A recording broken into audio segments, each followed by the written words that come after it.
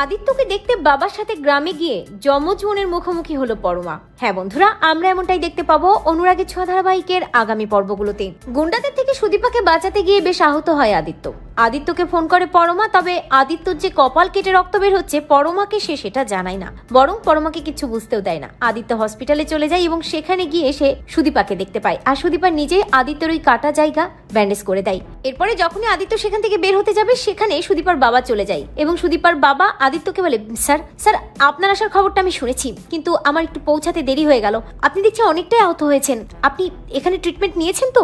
আপনার কোনো অসুবিধা নেই তো স্যার? আদিত্য পরমার বাবা হিমাদ্রি বাবুকে বলে, না না হিমাদ্রি বাবু, আপনি চিন্তা করবেন না, আমার কোনো অসুবিধা হয়নি, আমি ঠিক আছি। তবে হিমাদ্রি বাবু আদিত্যকে বলে, স্যার আসলে এটা গ্রাম তো, এখানে আপনি কোয়ার্টারে থাকতে পারবেন না, আপনি আজকের দিনটা আমার বাড়িতেই থাকুন, ওখানে আপনার কোনো অসুবিধা হবে না।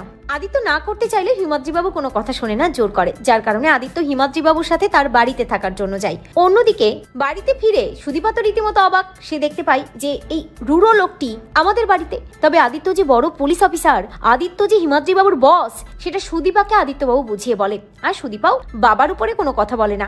এরপরে দেখা যায় আদিত্যকে আবারও ফোন করে পরমা, আর তখনই আদিত্য পরমাকে বলে আসলে সে একটু ঝামেলায় পড়ে গিয়েছিল, গুন্ডাদেরকে মারধর করতে গিয়ে তার কপাল কেটে অনেকটা রক্ত বের হচ্ছিল। পরমা বেশ চিন্তায় পড়ে যায় এবং পরমা আদিত্যকে বলে, আদিত্য আমি এক্ষুনি গ্রামে আসছি।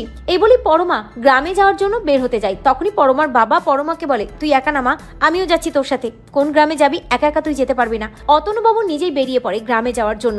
এরপরেই দেখা যায় গ্রামে চলে যায় পরমা এবং তার বাবা সেই বাড়িতে যায়, অর্থাৎ হিমাদ্রি বাবুর বাড়িতে যায়। তবে ওই বাড়িতে যে তার যমজ বোন আছে তা কিন্তু বুঝতে পারে না পরমা।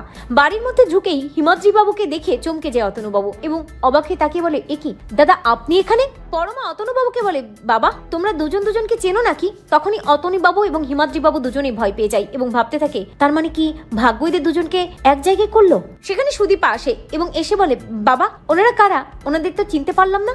হিমাদ্রি বাবু কি বলবে বুঝতে পারে না। তবে আদিত্য সেখানে আসে এবং আদিত্য পরমাকে দেখে চমকে গিয়ে বলে, পরমা তুমি এখানে চলে এসেছো? আমার তো তেমন কিছু হয়নি। পরমা আদিত্যকে নিয়ে বেশ চিন্তায় পড়ে যায়। তবে পরমা বুঝতেও পারে না যে পাশেই তার যমজ বোন দাঁড়িয়ে আছে।